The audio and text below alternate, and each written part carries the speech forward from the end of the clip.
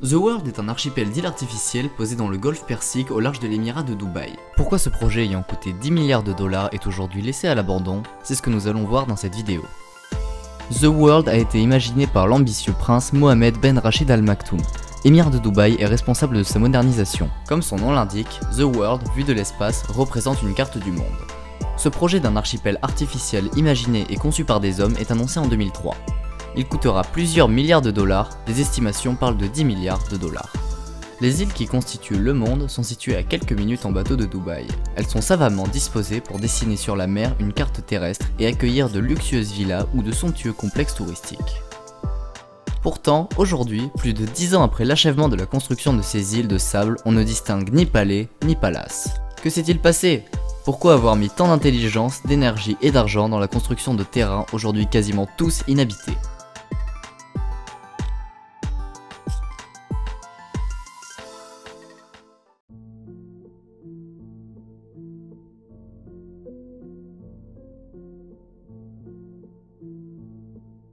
Au début des années 2000, les promoteurs immobiliers ont entrevu une énorme opportunité dans la création d'îles artificielles au large de la côte dubaïote.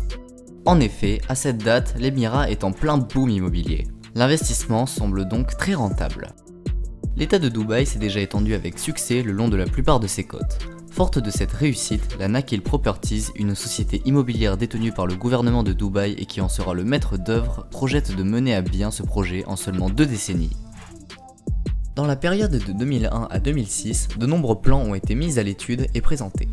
La société Nakheel Properties a conçu 3 projets d'îles avec chacun sa singularité et avec pour point commun que chacune vue de l'espace offre la présentation d'un palmier dessiné sur le bleu du golfe Persique.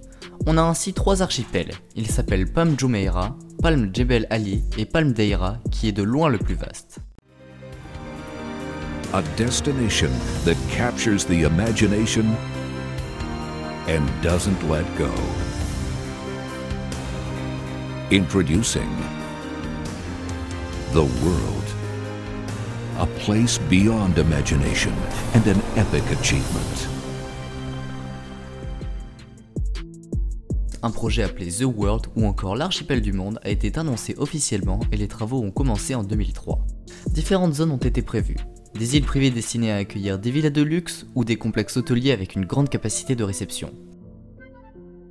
Dans une deuxième phase, le monde devait être complété par un autre archipel encore plus grand, l'univers.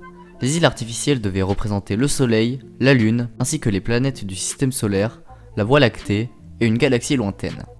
À côté de Palm Jebel Ali, un autre projet gigantesque allait voir le jour, le Dubai Waterfront. Ces îles devaient être formées comme une étoile et un croissant de lune, un symbole important de l'islam. La construction a été annoncée comme le plus grand projet de développement créé par l'homme dans le monde. Cette forme ingénieuse de croissant permettait de protéger Palm Jebel Ali de l'érosion.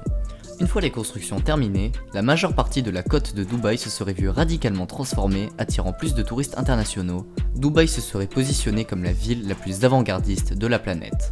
Ces îles étaient considérées comme des aventures prestigieuses qui devaient répondre à une volonté plus large de développer Dubaï en faisant une place touristique majeure. Il s'agissait aussi de créer de nouvelles sources de revenus pour un État ayant acquis sa richesse grâce à l'extraction de pétrole. Hélas, toutes ces îles n'ont pas eu le destin radieux que les promoteurs et investisseurs espéraient. Mais qu'est-il arrivé à ces plans ambitieux ?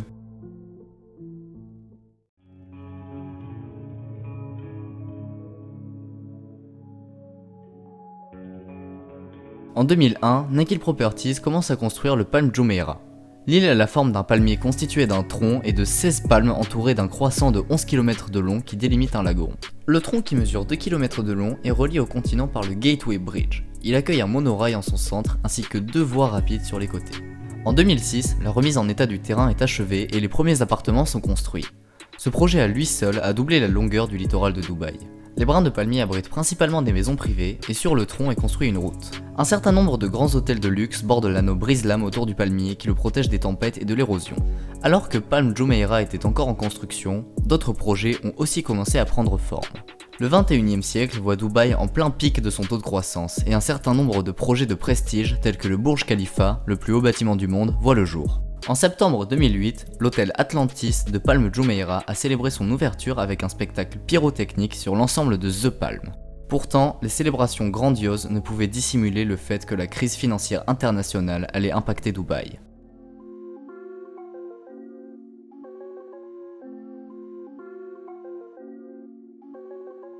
Dubaï a été frappé de plein fouet par la crise financière mondiale, en particulier dans le secteur de l'immobilier. Les projets pharaoniques comme les îles artificielles au large des côtes sont en danger et courent le risque de s'effondrer. De nombreux chantiers de construction sont fermés. En raison d'une baisse de la demande, le prix des parcelles de terrain a chuté rapidement et le développement de Palm Jebel Ali s'est mis en pause.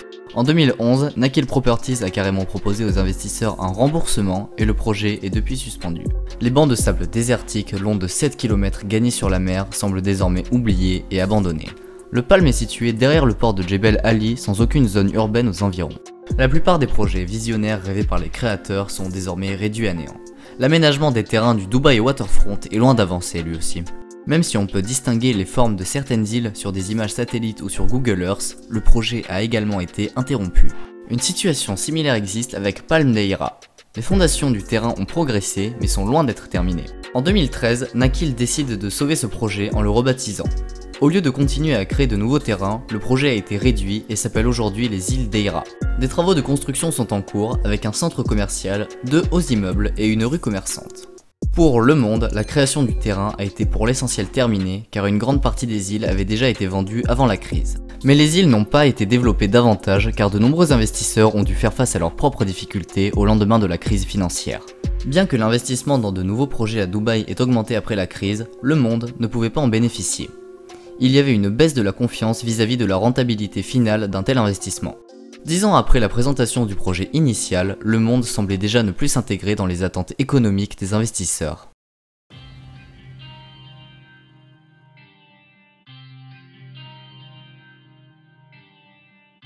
De nombreuses préoccupations au sujet de la longévité du projet ont commencé à surgir.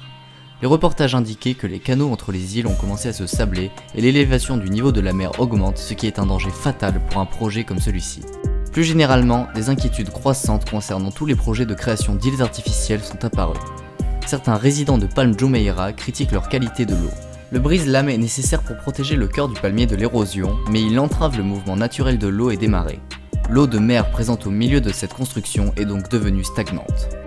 De plus, les préoccupations environnementales ont retenu l'attention au cours de la dernière décennie. Retirer des centaines de milliers de tonnes de sable sur un fond marin qui avait été presque plat depuis des millénaires a un impact immense sur l'écologie marine. Les îles sont composées principalement de sable qui a été dragué des côtes peu profondes de Dubaï. Et il y a des préoccupations parce que cela conduit à une déstabilisation du sol côtier, ce qui peut conduire à une érosion du littoral naturel.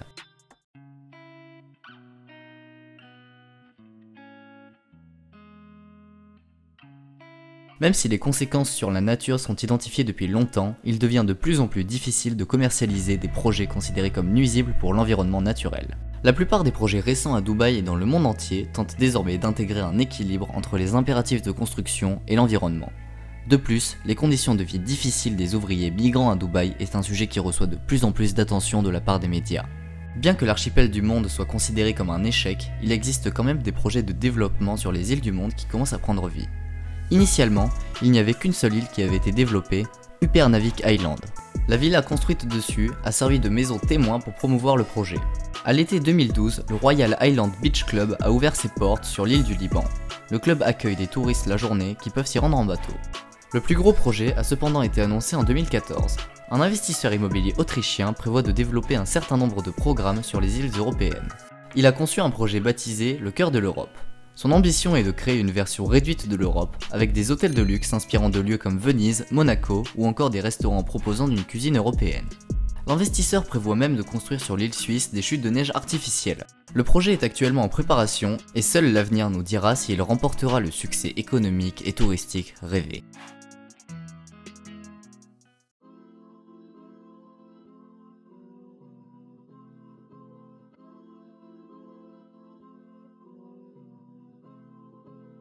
Il existe des projets de développement risqués presque partout dans le monde et forcément certains d'entre eux échouent. En développement urbain, les projets d'envergure et de prestige jouent souvent un rôle plus important et vont au-delà de la réussite financière. En effet, ils peuvent attirer des touristes dans une région et la rendre attractive. Ils soutiennent donc l'économie locale de diverses manières. Au-delà d'attirer le tourisme, ces projets de luxe sont des symboles de puissance et une fierté pour le pays.